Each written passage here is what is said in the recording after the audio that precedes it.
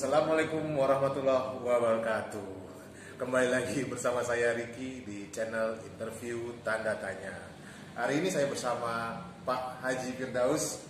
Mungkin penonton saya di sini nggak tahu bahwasanya saya bekerja di sebuah yayasan dan beliau ini adalah atasan saya. Jadi beliau ini yang banyak membimbing kami di sini mengenai apa saja soal pekerjaan dan lain-lain. Jadi hari ini kita mau ngobrol santai, Pak ya. Iya.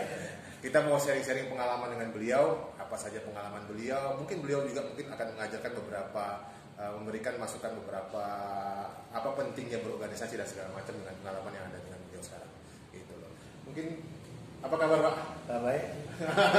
Ini lagi pandemi, Pak ya. Iya. Jadi kami sebenarnya waktu kami berjumpa tuh agak kurang. Biasanya kami sering berjumpa, intensitasnya lumayan. Tapi karena saat pandemi ini kami jadi agak sedikit berjarak ya, karena waktu. Jadi kan kebetulan hari ini Pak beliau ini ada pekerjaan lagi melihat pembangunan yayasan. Jadi saya sempatkan untuk saya todong istilahnya Pak ya. Untuk wawancara. Jadi karena banyak yang bisa kita diskusikan dengan beliau gitu. Jadi Pak Firdaus, ceritalah Pak pengalaman Bapak Pak. Pengalaman dari dulu sampai sekarang apa itu biasanya Pak? Yang sekarang mungkin off the record, usia beliau berapa sekarang Pak usia? Saya modal 72, jalan 73. Jalan 73. Nah selama pengalaman apa tuh bisa ceritakan nggak Pak? Pengalaman apa saja? Ya ini saya ambil beberapa secara ringkas saja Ya, ya. pengalaman kerja atau berorganisasi. Ya, pengalaman saya sebelum sampai ke dunia ini. Ya saya meninggal ke Pekanbaru tahun 1965. Tahun 1965. Oh itu waktu itu sebelum pecah PKI. Waktu itu Indonesia berkonfrontasi sama Malaysia. Oh.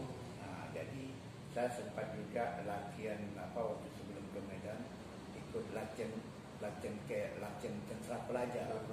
Karena mau menghadapi Malaysia. Oh. Nah, tapi itu kena saya kelas 2 di Pekanbaru, saya kelas 3-nya pindah ke Medan. Berarti saya tidak lulusan di SMA 1. Kenapa pindah Pak dari Pekanbaru ke Medan? Bagaimana itu mungkin Kondisi dulu ya kali ya. Kondisi dulu mungkin saya harus keluar dari Pekanbaru. Iya. Karena itu mungkin Karena memang zaman dulu itu laki-laki itu emang harus merantau Pak ya. Cara berpikir harus begitu kan Pak. Mungkin. Jadi mungkin kena saya merantau itu situ saya belajar dalam kehidupan. Saya 42 tahun di Medan. 42 tahun.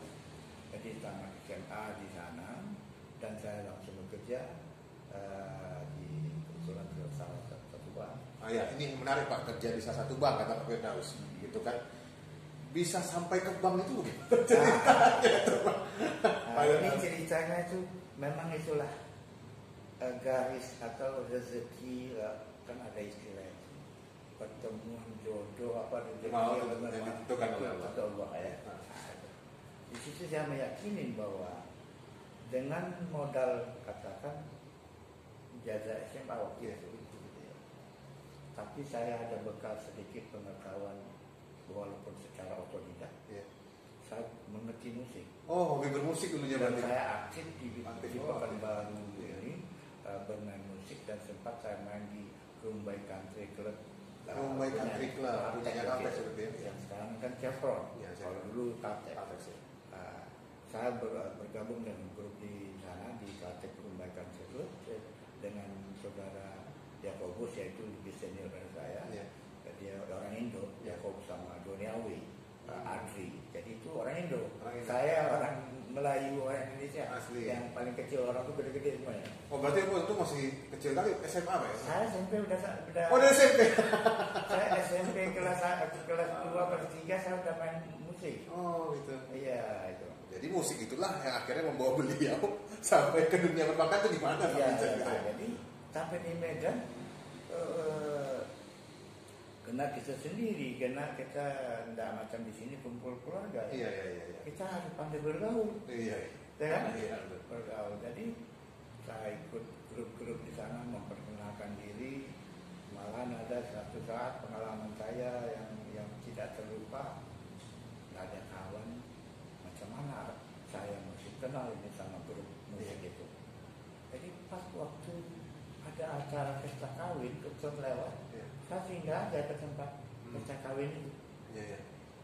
Dengan maksud tujuannya bukan mau makan di situ, tapi maksud saya mau kenal sama grup band itu, supaya saya bisa menyalurkan bakat saya.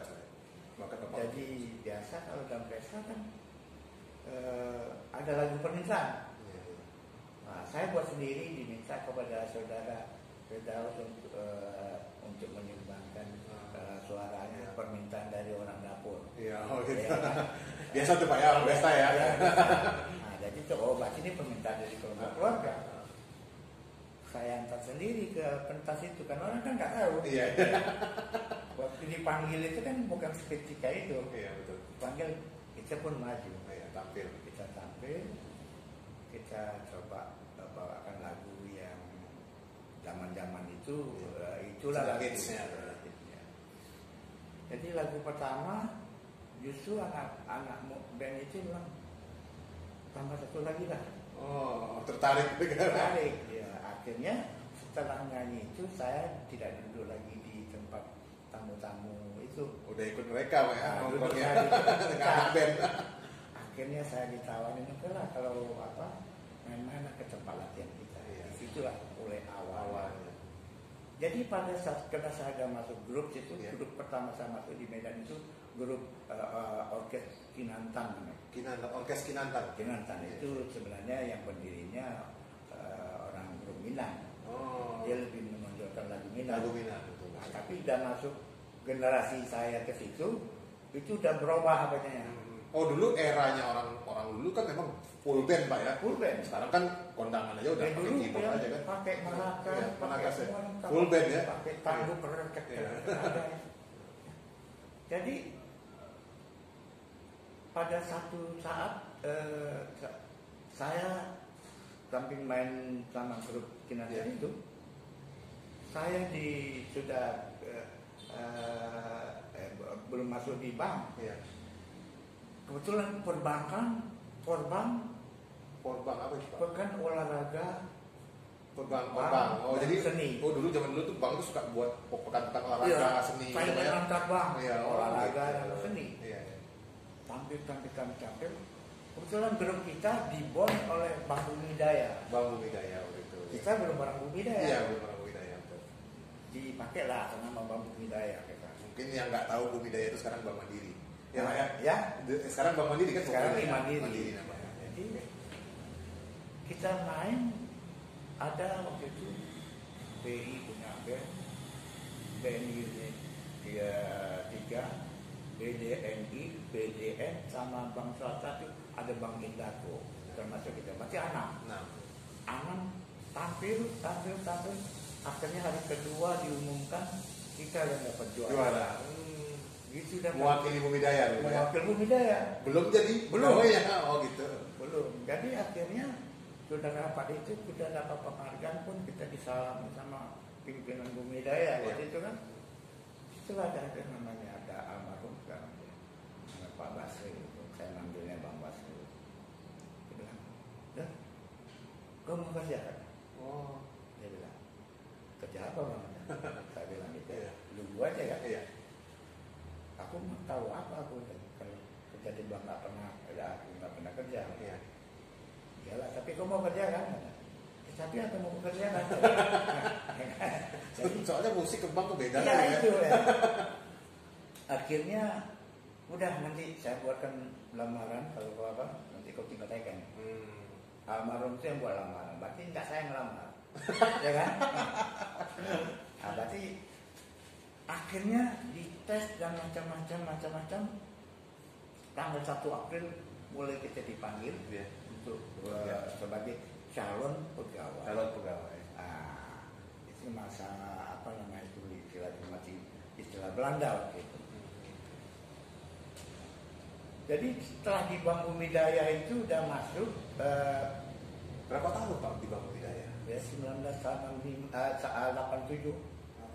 ya. Sampai saya kesini sampai 2006. Oh, berarti lebih kurang 20 tahun ada ya? 22 tahun. 22 tahun. 20 tahun lebih. 20 tahun lebih. Itulah kisah saya menjadi pegawai bank, bisa jadi pegawai bank dari musik. Keluarga tidak satu pun yang tahu. Oh, Tidak tahu, udah berapa tahun saya, 2 tahun saya nggak tahu deh bahwa saya itu sudah bekerja. karena kita juga tidak mengubah pikiran mereka. Ya, disitulah. Akhirnya di bank ya kita diikutkan Khusus ya. Perbankan, khusus kas, khusus kredit, khusus pembukuan. Nah, kita itu udah jalanin semua. Jadi secara apa saya memang mendapatkan pengetahuan itu langsung di dalam kehidupan itu. Iya, iya, iya. Mestinya kan lewat masuk pendidikan dulu perbankan ya, Ya, baru masuk perbankan bank. gitu ya. Jadi susah tidak dapat ilmu langsung di situ. Selain belajar sambil berjalan, Pak ya. Ya, jadi karena kita punya sikit-sikit ada tahu musik dan saya kebetulan jawab biola aja, Iya. olahraga karate. Oh, karate. Karate. Oh, karate. Saya dapat informasi nih dari beliau. Beliau ini masih aktif ternyata di Forki, Pak ya. Forki, Federasi Olahraga Karate Indonesia di Riau sebagai apa, Pak? Ketua harian. Ketua harian. Di umur segini masih aktif di organisasi Forki. Nah, organisasi nih, Pak. Ya. Gimana tuh, Pak? Organisasi menurut Bapak? Nah, jadi dengan pengalaman itu kita berkegiatan bergabung dengan grup-grup itu dari prinsip organisasi. Organisasi. Ya, ya, ya. Ya. Walaupun di ranah yang paling bawah, Pak ya. Ya. Masuk ke grup apa di karate juga nih, saya lama sebagai sekretaris umum, saya lama juga sebagai bimpres bidang pembinaan prestasi untuk karate Sumatera Utara. Ya. Dan rumah tempat saya itu beberapa periode menjadi tempat kesekretariatan Forki Sumatera Jadi di rumah sempat jadi rumah, ya. kantor, Pak ya, sekretariat. Jadi di situ tempat kumpul-kumpul seluruh pakar-pakar senior karate yang ada di Sumatera Utara itu di tempat kita. Jadi di situ prinsip berorganisasi itu yang bersama-sama. Bersama-sama. Ya. Nah, jadi kalau Pak bisa dinanya apa saja mengenai organisasi? Iya, organisasi itu apa gitu, Pak? Kaitannya dengan fungsi manajerial lah. Ya. Gitu loh. Organisasi itu kalau menurut bahasa saya pribadi Iya. ya, bukan menurut definisi mungkin ya. Ya, secara tapi ilmiah. saya menjabarkan organisasi. Iya. Organisasi itu terdiri daripada kata-kata organ dan instansi. Jadi kalau organisasi manusia, Organ manusia ya, Pak ya. organisasi itu artinya berkumpul untuk bekerja, berbagi tugas, dan dapat bekerja sama dengan Satu tujuan.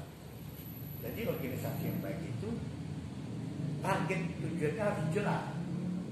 Walaupun tugas masing-masing Berbeda-beda, iya. tapi maksudnya untuk menopang organisasi dengan tujuan satu itu. Berarti harus bersinergi, Pak ya. Bersinergi.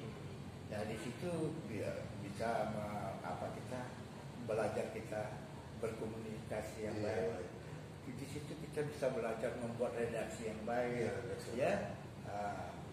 Jadi dalam organisasi itu saya banyak belajar, terus terang aja pengalaman di masyarakat akibat berorganisasi itu sangat banyak untuk. Nah, saya tertarik, Pak, dengan Bapak mengatakan saling berkaitan satu sama saling bersinergi tadi lah, gitu kan, Pak. Berarti dalam organisasi itu tidak bisa individual, Pak ya? Organisasi yang baik itu tuh masing-masing itu perannya ada, tetapi bukan berarti organisasi kalau individual tidak disebut berorganisasi. Ya, Bekerja sendiri. ya kan? Tapi Jadi, dalam organisasi tidak bisa individual. tidak bisa.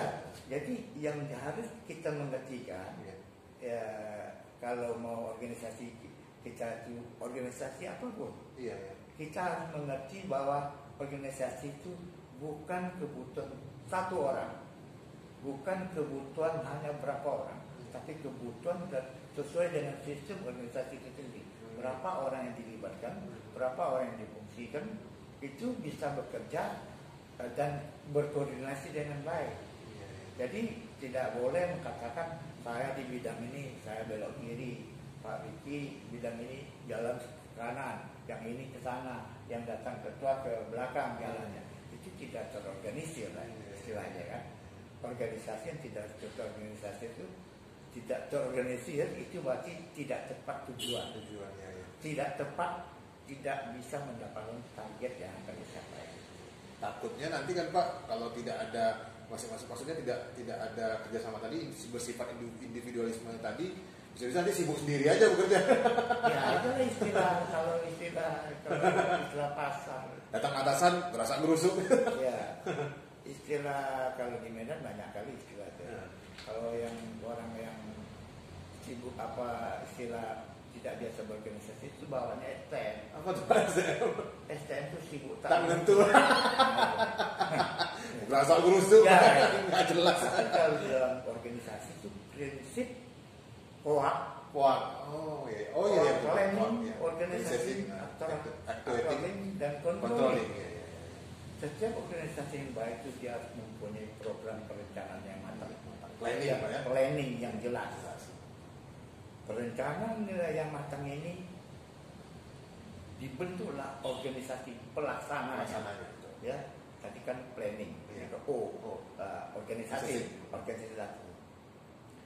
Jadi terbentuk organisasi itu maksudnya pembagian tugas yang akan menjalankan planning itu.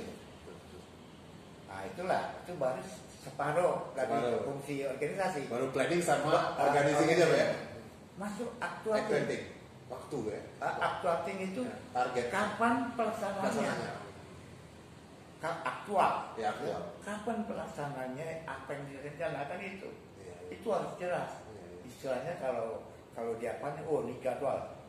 Tanggal sekian harus ini yang dipersiapkan. Itu di actuating pelaksanaan itu.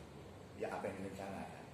Setelah perencanaannya itu dijelaskan kepada organisasinya, organisasi pelaksananya, ya, dengan pembagian tugasnya, baru dilaksanakan kapan, ya. Itu belum selesai. Ada lagi Pak ya. Ada lagi. Fungsi kontrolnya harus berfungsi dengan baik. Nah, kontrol ini sering lepas biasanya Pak ya. Nah, bukan lepas, lupa kan? Sering lupa kan. Lupa karena masing-masing satu dalam individu masing-masing berkumpul ini kadang-kadang kesibukannya berbeda-beda. Tapi sebenarnya kalau prinsip POAK atau planning organization atau control itu bisa dimengerti oleh seluruhnya, fungsi controlling atau pengawasan itu tidak bisa diabaikan dalam organisasi apapun. Ya, misalnya Pak Diki itu mau membuat satu kegiatan, katakan mau buat rumah lah. Perencanaan dan matang, gambar sudah siap ya. Coba rencana pembiayaannya udah ada gambaran, itu perencana. Setelah itu siapa pelaksananya? Tukang-tukangnya. Tukang-tukangnya kita harus pilih. Nah, kalau tukang bersih pertama kita panggil tukang bersih. Jangan nanti tukang bersih yang kita butuhkan tukang cat kita panggil. Itu nggak tepat. Nggak tepat guna dalam prinsip organisasi manajemen yang tidak benar itu.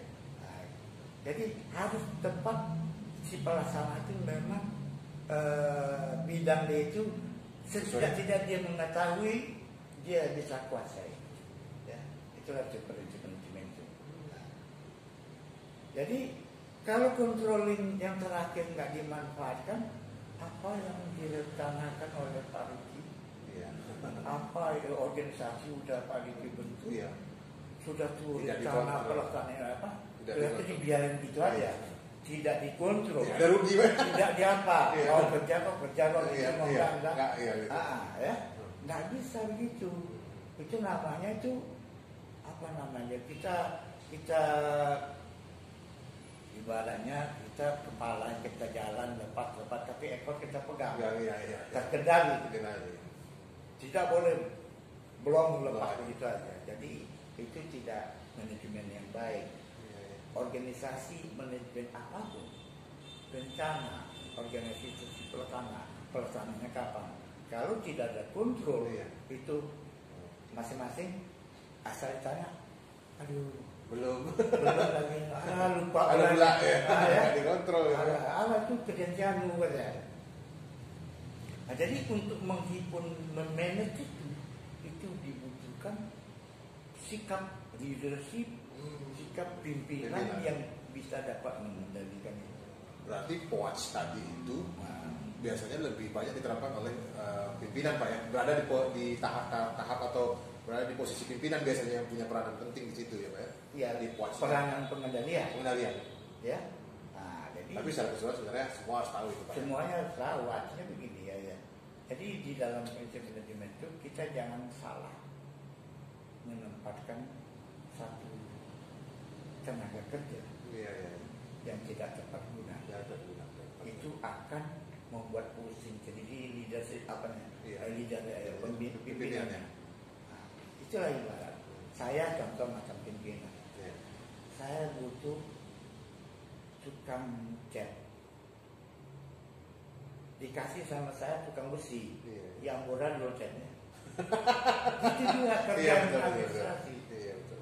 Nah, jadi organisasi yang baik itu gambaran kerjasamanya harus tergambar, koordinasinya, komunikasinya lancar. Ada kadang-kadang, nggak tahu dan itu nggak dulu. Dan usahain. Itu Kalau sudah- bahasa Minangnya begitu Pak ya, ya. ya. Berarti itu sudah organisasi yang terputus.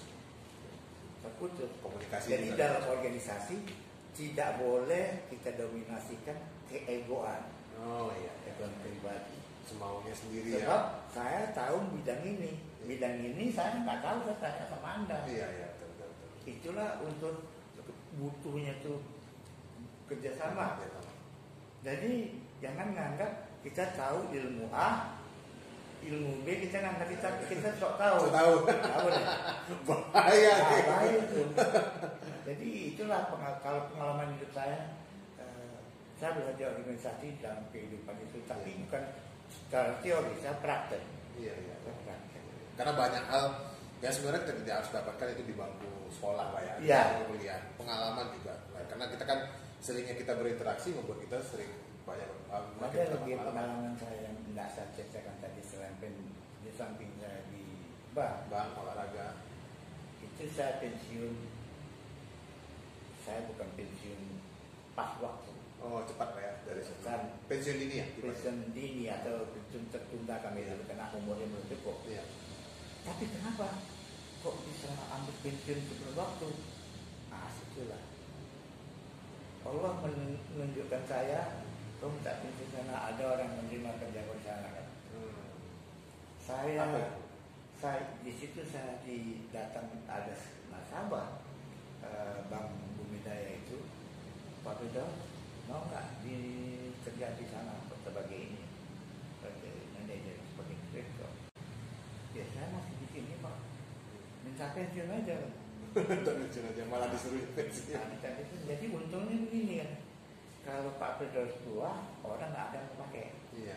Tapi kalau Pak Ridho sekarang mau terima itu, berarti Pak Ridho terima 2 tempat. Iya. Gaji pensiunan sama yang baru. Nah, Hitung-hitungannya Pak ya. ya hitung-hitungannya. Jadi akhirnya saya 5 tahun lebih saya sebagai manajer direktur penyalur gula tepung terigu untuk daerah Sumatera Barat. Oh, itu di mana Pak? Itu di Padang. Di Padang. Padang. Berarti saya meninggalkan Medan dan di Padang. Oh Pak, saya itu di Teluk Bayur Pak ya bukan ya? Ya kalau kantornya di daerah Muara. Oh dekat mana? Dekat Muara. Tidak jauh dari gedung Bank BDN. Jadi gula pasir itu ya? Gula pasir. Jadi saya memasarkan gula pasir dan tepung terigu. Oh, Itu kan orang banyak. Kok bisa jadi? iya dari awalnya main musik, Bang. Sekarang tuh banyak Kok tuh. jadi Jualan gula. Tapi jualan gula kita Iya. apa? Pengan, Pengan, ya. bukan kilo-kilo. Iya, bukan kilo-kiloan. Ya. Kasarnya begitu. Seluruh pedagang Sumatera ambil gula, right? Iya. Tepung roti itu. Nah, jadi teman-teman pun nanya, aku ya nanya kawan nih, kenapa dulu kerja sini, sekarang di sini, mana? Apa kuncinya kan? Apa kok bisa begitu Anda? Saya bilang itu mungkin gak ada sampai saya itu orang yang menentukan. Iya. Tapi yang saya pegang selalu ada kata-kata orang tua saya. Sibuk kerja dia. Kau kalau mau selamat itu jaga amanah. Berarti kejujuran itu adalah modal utama dalam kehidupan. Kejujuran itu adalah modal utama sebagai pegawai bank. Mudah-mudahan keluar dari bank itu saya tidak pernah merugikan. Iya, Pak. Nah, itulah. Jadi kena saya dinilai kawan itu dulu di bank saya bisa ini bisa apa? Saya ditawarkan dikasihkan posisi memegang perusahaan yang omsetnya miliar. Ya, bayangin aja kalau sekali menembus pulau pasir tepung itu miliar ukurannya bayar stop di BDN. Jadi itulah kisah saya. Kerjaan yang ringan, Pak ya. Sampai di Padang saya juga membina olahraga juga untuk Sumatera Barat. Saya yang membawa tim karate Sumatera Barat tryout ke Singapura dan ke Malaysia. Bahkan sampai saat ini, Pak ya. Sampai saat ini di Pekanbaru. Di Pekanbaru kita pulang kampung, yang saya masih dilibatkan sebagai pengurus. Jadi beliau ini meskipun sudah berumur tapi yang namanya hobi, jadi karate itu sebenarnya hobi, Pak ya. Hobi olahraga, tetap ya aktif situ. Mungkin Pak hanya membatasi geraknya saja, Pak ya. Tapi buah pikiran tetap dikasih gitu kan.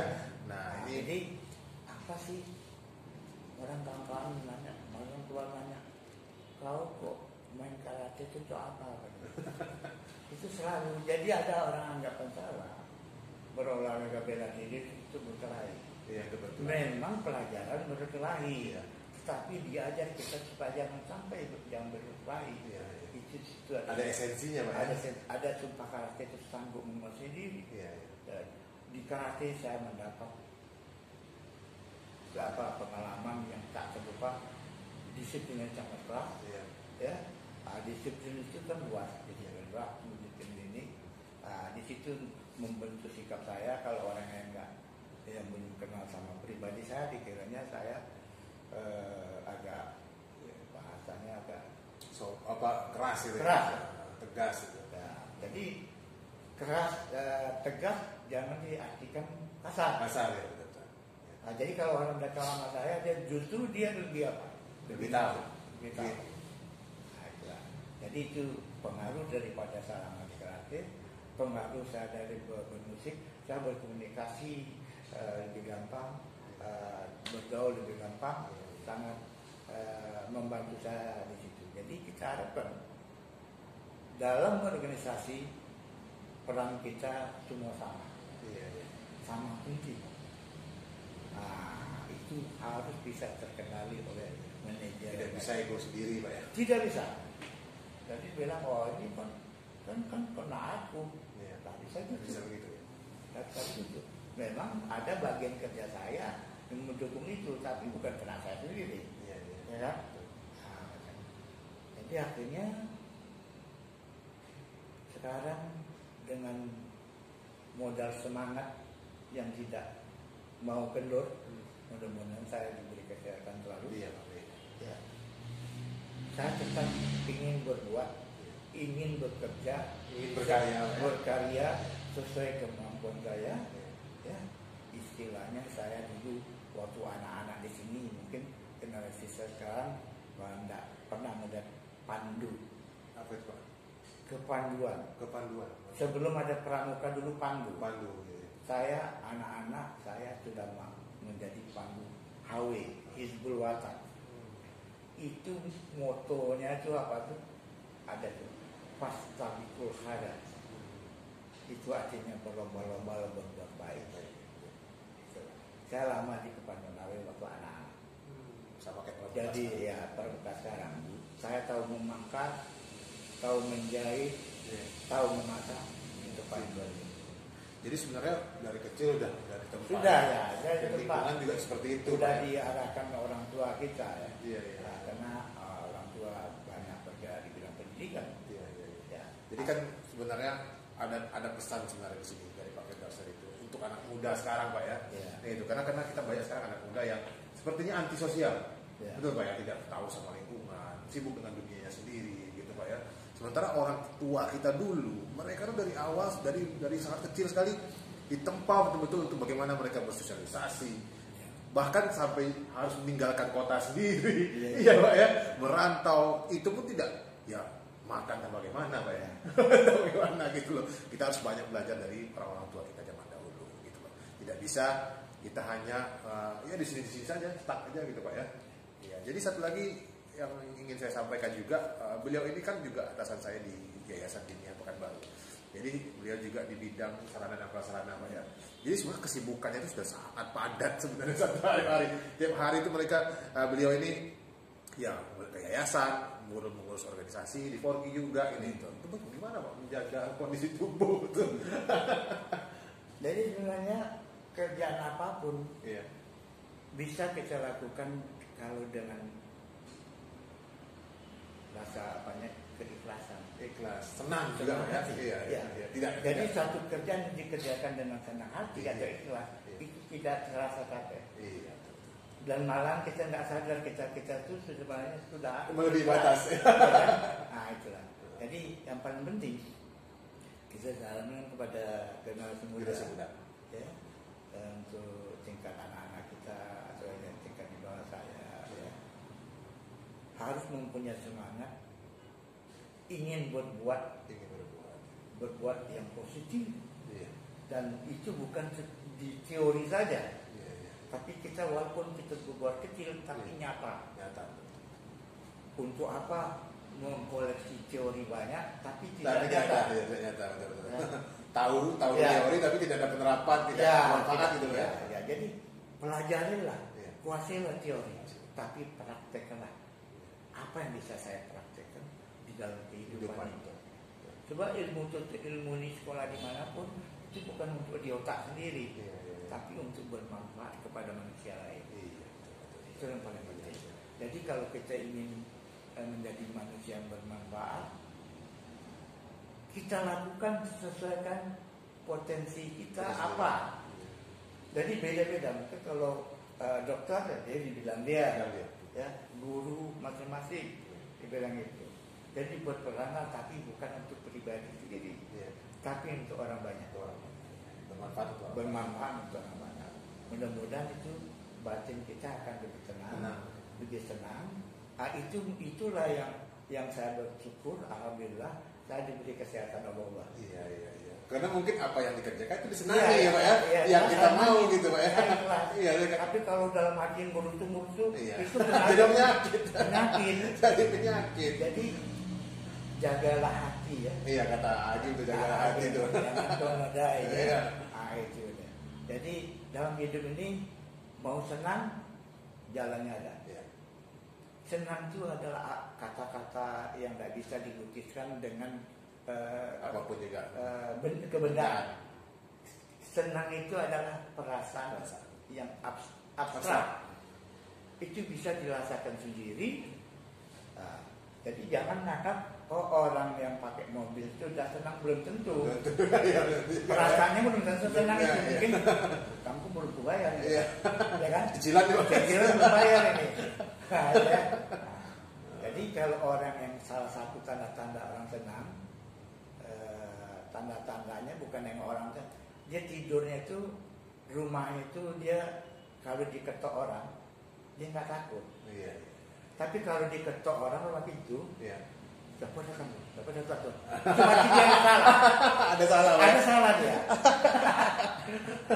Nanti dia maunya kecil tak siapa ya? Oh gitu ya. Tapi kalau datang kan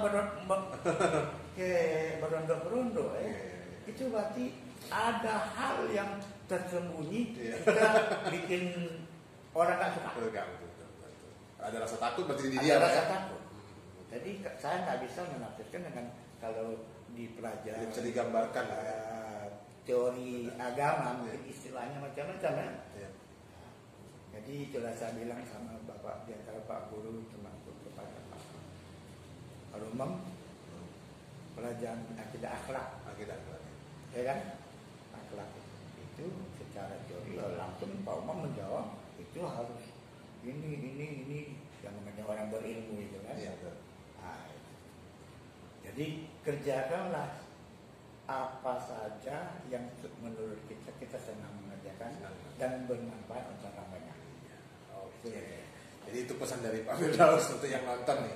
Jadi saya simpulkan saja Pak ya. Ya. Nah, di waktu yang singkat ini kita sudah banyak kita obrolkan, sudah banyak yang di-share sama beliau ini, pengalaman, mungkin ilmu yang bermanfaat. Jadi saya sih dapat simpulkan dari umur beliau yang sudah hampir 73 Pak ya kan. Nanti kita juga bakal tua, saya bakal tua juga, yang menonton juga bakal tua, atau generasi muda juga nanti kalian juga bakal tua gitu loh. Apa legacy ya Pak ya? Kalian selama kalian hidup, legacy itu harus ada gitu. Pertanggungjawaban apa sih, saya itu sudah berbuat apa untuk orang gitu loh. Legasinya apa? Nah itu yang ingin ditunjukkan oleh Pak Firdaus, yang kenapa dia sampai saat ini masih juga berkarya. Betul Pak ya? Legacy apa? Anda harus punya tanggung jawab dong. Selama kita hidup kita harus punya tanggung jawab. Ya. Apa sih yang kita buat untuk orang gitu kan Pak? Ya. Nah apa legasinya? Jadi itulah yang ingin disampaikan pesan dari Pak Firdaus saat ini. Jadi senang kali rasanya Pak ya. Ya. Kita ngobrol panjang, nanti lain kali kita undang lagi Pak Firdaus buat ngobrol lagi yang lain. Ya, Pak yang ngomong gitu kan, tapi ya sesuai dengan kenyataan, Pengalaman nyata. yang paling penting. Iya. Jadi saya tidak suka saya menceritakan yang saya sendiri nggak tahu. Nggak tahu. Iya. Jadi kalau sebenarnya obrolan seperti ini kan saya sama Pak Firdaus udah sangat sering kalau jumpa kita selalu diskusi gitu loh kan. Nah, cuman ini kita nggak ada salahnya berbagi Pak ya. Iya, karena ini pasti bermanfaat. Insya Allah bermanfaat. Tapi semangat, spirit ingin maju harus dipunyai oleh semua generasi muda ya. Iya. Tapi untuk maju itu penting arahnya yang benar. Arah yang benar. Ya. Harus ada role modelnya Pak ya. Iya itu. Jangan nanti maunya sekolah tinggi, maunya pangkat tinggi, tapi nggak sesuai dengan apa namanya itu Minat atau mungkin nggak cocok Pak. Nggak, Dipaksakan gitu Pak ya. dengan bawaan pribadi. Iya. Oh. Contohnya pangkat tinggi tapi kok kelakuan macam prajurit Prajurit. ya kan? Nah itu kira-kira itu harus disesuaikan. Ibarat pepatah itu pagi itu kalau makan bersih dia runduh. Bukan Tidak ada makan tegak gini. Iya. Ya, itu artinya jangan membusung ke dada. Iya. Itu artinya jangan ada sifat sombong. Karena juga semakin tinggi Iya. suatu bapak pasti lebih tinggi kencang lagi anginnya Pak ya. Berarti kencang anginnya. Bahaya. Nah, jadi kesimpulannya jadilah kita manusia yang bermanfaat untuk orang lain. Ya, itu legacy. Oke, jadi sekian dulu obrolan santai kami hari ini. Nah, insya Allah nanti kita akan undang Pak Firdaus lagi sama-sama untuk diskusi berbagai macam hal yang mungkin yang beliau yang tahu, yang beliau sesuai dengan pengalaman beliau dalam organisasi, dalam bekerja dan lain sebagainya. Jadi cukup sekian dulu. Untuk berikutnya mudah-mudahan saya bisa tetap menyajikan video-video yang menarik lagi, dan semoga responnya juga bagus Pak ya video ini. Nah, saya harapkan responnya juga bagus karena pemikiran orang iya. Nah, berarti juga bisa ditulis di kolom komentar apa saja yang ingin dibahas nanti dan narasumbernya siapa saja. Oke, sekian dulu. Billahi taufiq wal hidayah. Wassalamualaikum warahmatullahi wabarakatuh.